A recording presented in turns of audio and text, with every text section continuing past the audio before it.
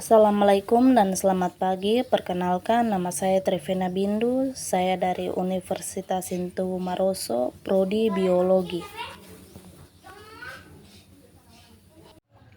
Di sini saya akan membahas kembali tentang materi fotosintesis. Yang pertama, pengertian fotosintesis. Fotosintesis adalah suatu proses pembuatan atau pembentukan makanan yang dilakukan oleh tumbuhan, terutama tumbuhan yang mengandung zat hijau daun, yaitu klorofil, dengan bantuan energi cahaya matahari.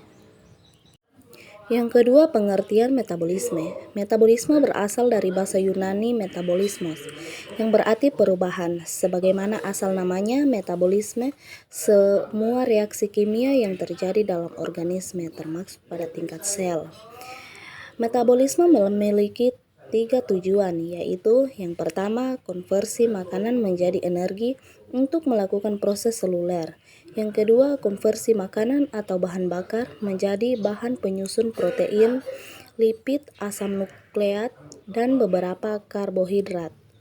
Yang ketiga, pembuangan limbah nitrogen.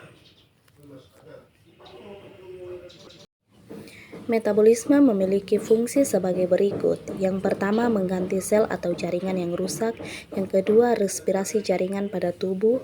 Yang ketiga, pertumbuhan jaringan tubuh. Yang keempat, penyusun unit pengembangan sel. Yang kelima, menghasilkan energi dari perubahan zat-zat makanan yang ada pada tubuh. Proses metabolisme pada makhluk hidup terdiri atas 3 bagian. Yang pertama, metabolisme karbohidrat.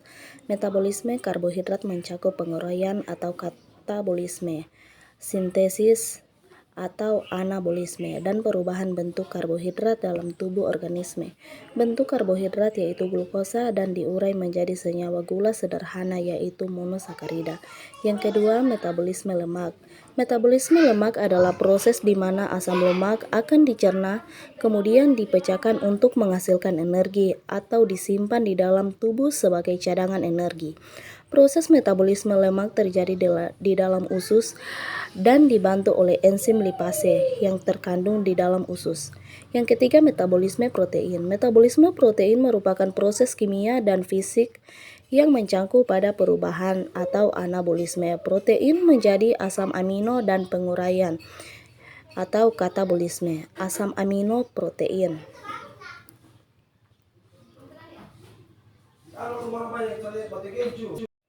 Yang ketiga, Ceraculaceae atau cam adalah tumbuhan yang ada di daerah kering. Tumbuhan yang masuk kategori cam adalah kelompok sukulen atau menyimpan air, seperti lidah buaya, kaktus, dan yang umumnya hidup di lingkungan kering. Proses fotosintesis pada tumbuhan cam. Fotosintesis merupakan cara untuk proses tumbuhan dalam menghasilkan energi yang digunakan untuk pertumbuhan dan perkembangannya. Dalam fotosintesis terjadi perubahan energi cahaya menjadi energi kimia yang terekam dalam senyawa organik, glukosa atau amilin atau karbohidrat.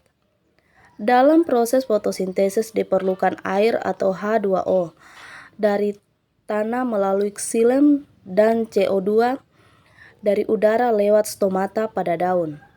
Proses fotosintesis tanaman cam pada dasarnya merupakan kombinasi antara fotosintesis tanaman C3 dengan fotosintesis tanaman C4.